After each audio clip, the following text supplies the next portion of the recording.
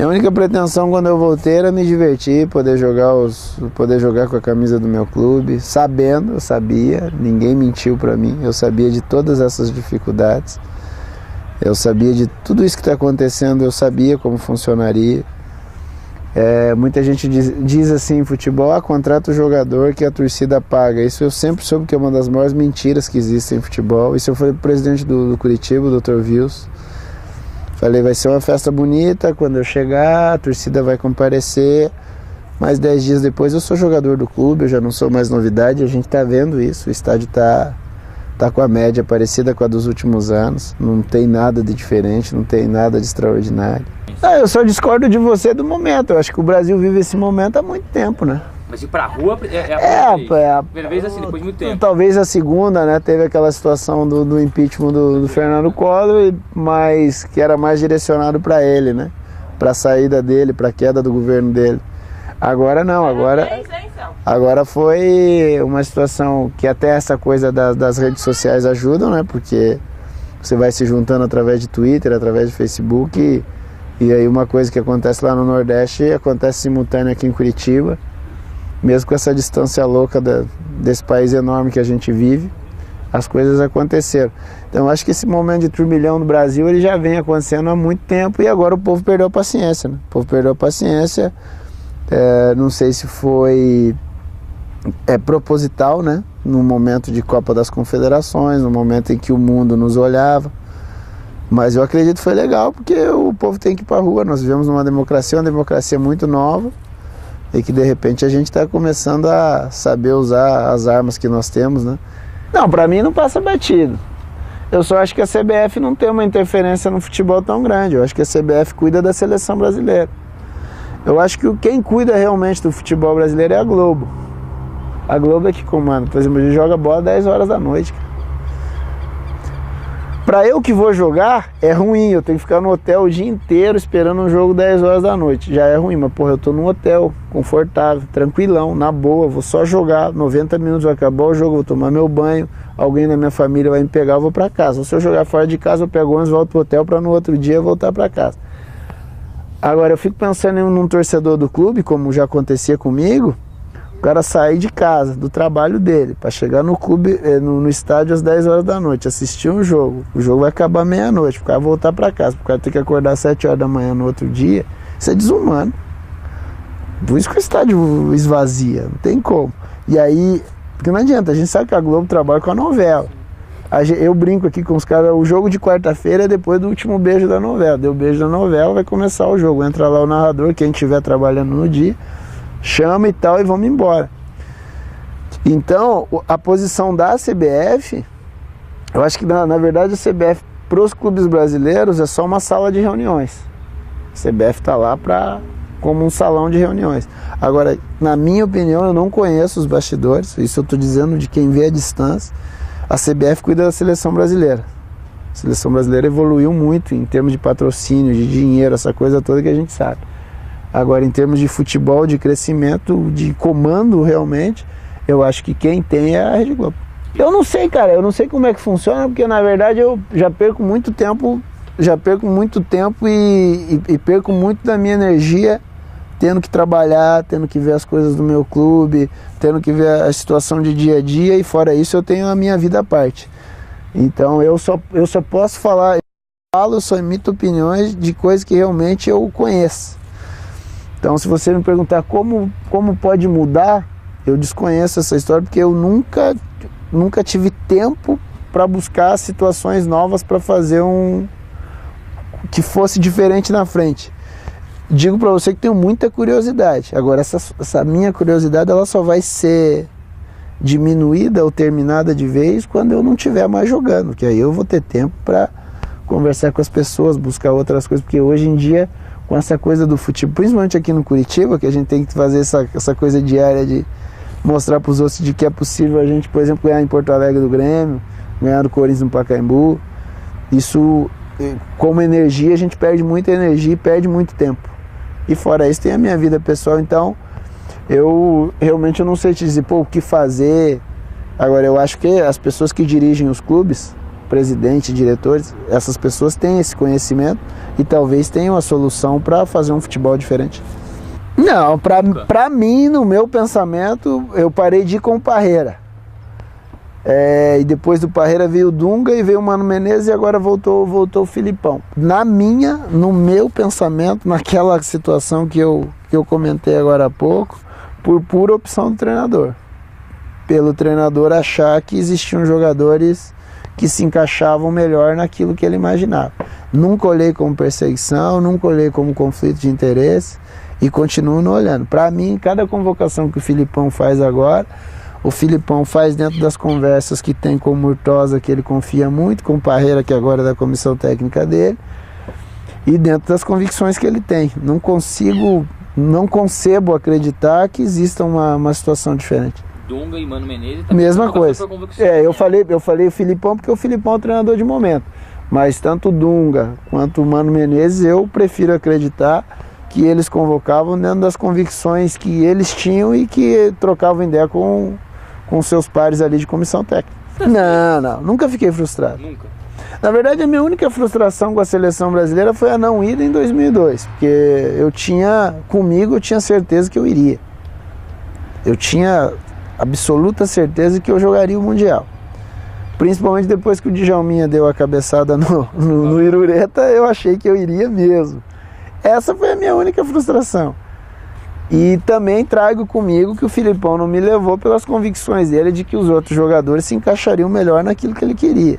Não vejo como, o Alex foi injustiçado, ou o interesse de um terceiro, uma outra situação, não, nunca vi isso. Eu vi como uma convicção do treinador que preferiu levar outros jogadores. Agora, esse tipo de papo, fulano não merecia isso entre nós jogadores, isso sempre existe até hoje. Existia antes de eu jogar futebol, entendeu? Porque cada um tem os seus preferidos, não adianta. Hoje o Filipão leva 22, eu duvido que os seus 22, os meus 22, os 22 dos amigos nossos sejam os mesmos do Filipão. Esse goleiro, o goleiro do outro time é melhor que esse centroavante não merecia, tinha que o outro. O mesmo vale para o esquema, a hora que ele monta o esquema, o cara tá jogando pelo lado de depois, o cara não podia jogar, tinha que jogar o outro. Então isso eu vejo como normal. Não, mas eu nem me permito pensar, porque a última convocação que eu tive foi em 2006, né? Nós estamos falando em 2013. Só de atualidade, né? A questão de quem tá bem. Mas a questão é que você tem que perguntar pro Filipão, você não tem que perguntar para mim. Se amanhã sair a lista e o meu nome tiver, eu vou com a maior... vou com a maior satisfação do mundo. Não, nunca encerrou o ciclo. Nunca encerrou o ciclo. O ciclo só vai encerrar a partir do momento que, para mim, está encerrado, porque eu não vou fazer em 7 anos. Agora, eu nunca disse eu não vou para a seleção, eu não quero mais ir para a seleção. Isso eu nunca fiz. Se o Filipão sai a lista, o meu nome tá, eu vou com a maior satisfação. Seria um prazer jogar na seleção brasileira. Agora, sinceramente, eu acho que isso não vai acontecer. Só isso. Eu acho que a Lei Pelé bagunçou um pouquinho, né? Não sei se a culpa é do Pelé, mas a lei leva o nome dele, né? E quando você oferece o nome, você também oferece essa responsabilidade. Então essa situação de aos 16 anos você ter um contrato profissional, isso já mudou muita coisa. E a maneira como, se você parar aqui hoje, você deve ter visto aí a molecada chegando. Tem dia aí que os moleques chegam com empresário, com assessor de imprensa, com 4, 5 celulares. Eu acho que a grande diferença, o que mudou muito da minha época de menino para de hoje, é que quando eu era menino, tinha 12, 13 anos, eu queria jogar no Curitiba. Eu não pensava em dinheiro, eu não pensava em fazer a minha vida, eu só queria jogar bola. Eu tinha um sentimento de jogar bola. Então a mesma bola que eu jogava na rua, eu queria jogar no Couto Pereira. E hoje em dia, com 14, 15 anos, os jogadores já falam em transferência e aonde eles vão jogar. Não tem mais aquela coisa de, eu quero sair, eu quero jogar no Maracanã. Não, o cara já quer, o cara quer ir pro Real Madrid, o cara quer jogar na Europa. Hoje tem mercados diferentes onde se paga muito dinheiro e o cara já se imagina jogando nesses lugares. E às vezes não é nem um menino, que uma criança com 11, 12 anos talvez ele não tenha essa dimensão, mas é o empresário, é um amigo do empresário, é o pai do menino que está vendo um filão em cima de uma qualidade que tem o menino. E o futebol brasileiro entrou no seguinte: antigamente, quando eu tinha essa idade, a preocupação era a parte técnica do jogador. Hoje em dia tem muito pouco. Hoje em dia vamos trabalhar pro... Puta, esse cara é baixo. O cara nem olha se o cara tem a qualidade, o cara já olha e o cara é baixo. Pô, esse cara é muito magro. Então eu acho que essa situação da nossa escola, da parte técnica, durante um período aí nos últimos anos foi perdido. Dá tempo de recuperar. Porque eu acredito o seguinte: a principal situação pro nosso futebol é a parte técnica. Isso tem que ser trabalhado sempre. É claro que essa coisa do crescimento desorganizado como a gente viveu, a gente perdeu muito. Perdeu esses campinhos de rua.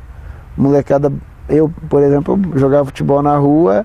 A rua que eu jogava hoje está cheia de casa. Hoje tem alguns sobradinhos, alguns predinhos.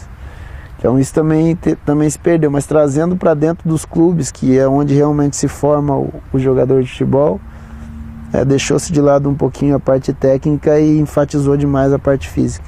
Se você me perguntar qual é a melhor liga do mundo, eu acho a melhor liga do mundo a Alemanha. De organização? No contexto geral. De organização, de público, divulgação, de qualidade de jogo. Para mim a liga alemã é a melhor. Acaba influenciando em tudo. Tudo. Eu acho que a liga alemã ali, quando caiu o muro de Berlim, juntou as duas Alemanhas. A Alemanha foi aos poucos fazendo uma liga muito forte e para mim é a melhor liga. A Inglaterra para mim não vale, porque a Inglaterra é um monte de mecena pondo dinheiro por trás. Os times são times de dono.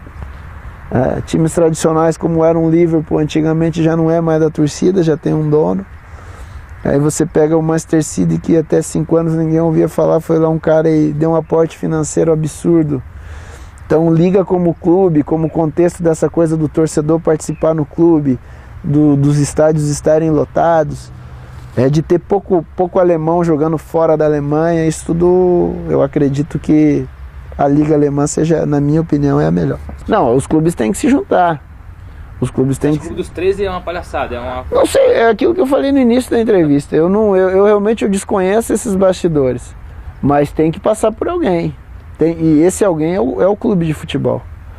Porque nós não temos mecenas no Brasil, não tem ninguém por trás pondo dinheiro. A gente tem dificuldades nos clubes e os clubes vivem como, na sua maioria?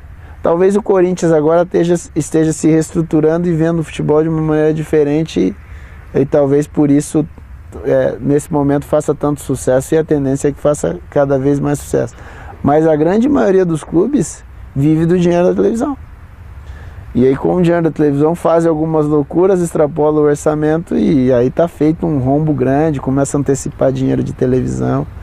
Quando eu dei o exemplo da Liga Alemã, a Liga Alemã existem regulamentos que você não pode nem extrapolar o teu orçamento, porque senão você já começa a ter problemas para frente.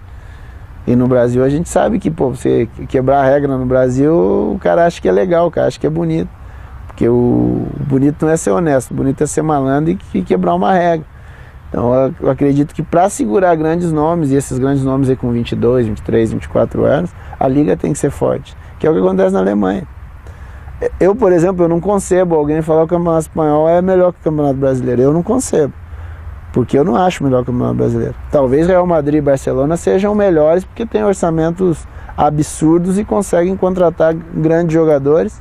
E o Barcelona ainda um pouco acima, porque tem como formação, toda hora aparece alguém ali com muita qualidade. Agora, jogadores espanhóis, tem vários jogando fora da Espanha. Não tem tantos quanto a gente aqui, até mesmo porque a gente é bem maior do que a Espanha. Mas tem vários jogando fora. A Inglaterra, por exemplo, você vê, tem dificuldade para montar a seleção nacional, porque tem vários estrangeiros jogando. A Alemanha, nesse sentido, leva vantagem. Tem jogadores estrangeiros? Tem. Mas o cara vai lá com qualidade reconhecida para poder ajudar, agregar o que os caras já têm de bom. Então no Brasil a gente precisa de uma queda do muro de Berlim para ver se se a coisa volta a funcionar. Agora entra nessa... Berlim no Brasil? Não, cara, é uma discussão enorme, porque entra nessa condição social de, por exemplo, um alemão, se o cara apertou tua mão e falar que aquilo vai funcionar daquele jeito, vai funcionar daquele jeito. A gente sabe que brasileiro, eu tô exagerando, não tô dando nem as exceções, que a gente sabe que existem as exceções, mas em regra o cara assina com você esperando que você vá para a justiça contra ele depois, porque aí a justiça vai demorar e ele ganha prazo para te pagar na frente. A gente sabe que foi. Então, se veja, em uma resposta a gente já saiu de futebol, já entrou na parte trabalhista, vai lá para o judiciário decidir. Isso já passou quanto tempo? Tem clubes aí endividados, não é nem de time que fez, é de jogador que mandou embora. Entendeu? Por exemplo, o Curitiba é um exemplo. O Curitiba tem aí 40, 50 jogadores. Os caras brincaram esses dias que se voltar todo mundo, tem mais de 70 jogadores no vestiário. Aí esses caras têm contrato. Só de imposto pro clube é muito dinheiro pro clube pagar. Então, nesse sentido, que eu digo que demora um pouco, mas se organizar, dá para fazer. Agora, quanto tempo vai... Como eu sou otimista por natureza, eu acredito que eu vou ver uma liga brasileira forte. Mas quando eu digo forte, é com um estádio cheio, com bons jogos, com o público participando, com as pessoas sabendo o que os seus dirigentes estão fazendo, para não ter esse tipo de confusão que a gente vê até hoje. O jogador sai, mete o clube na justiça para receber, não sabe quando vai receber, ou o cara já tenta te contratar sabendo que não vai te pagar. A gente passa por isso aqui no Curitiba. Tem clubes aí que não quer contratar o cara, mas quer bagunçar o nosso time, liga pro cara e fala, pô, vou te pagar 200 mil, mas o cara sabe que não tem condição de pagar, só para bagunçar a cabeça do jogador. E aí, se o cara assina o contrato lá na frente, ele vai receber, sabe Deus quando, depois de assinado, vai ter que ir para a justiça. Então, esse tipo de condição é uma coisa social também, porque a gente é vou ali, vou tirar vantagem do cara. Então, nesse sentido que eu digo, a Liga Alemã, a coisa funciona melhor, porque não sei se também assim 100%, estou falando a distância daquilo que eu vejo. Nunca tive na Alemanha, só de conversar com alguns, mas todos falam a mesma coisa. Um alemão falou, gente, é isso, acabou, não tem mudança. E no Brasil a gente sabe que tem muita curva no meio do caminho e isso dificulta bastante.